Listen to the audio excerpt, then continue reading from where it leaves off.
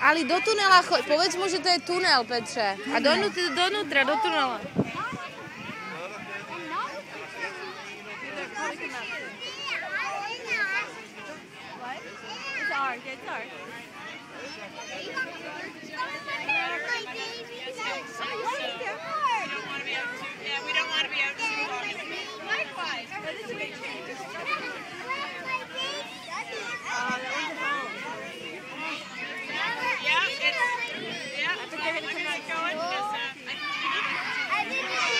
To strašne dlho čaká.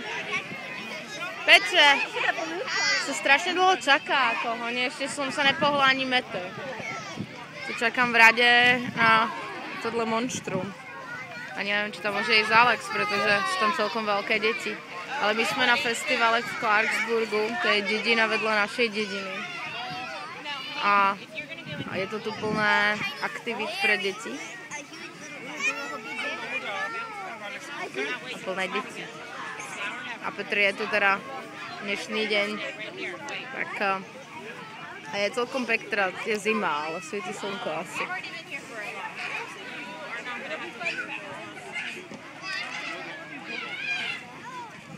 Tak čakáme.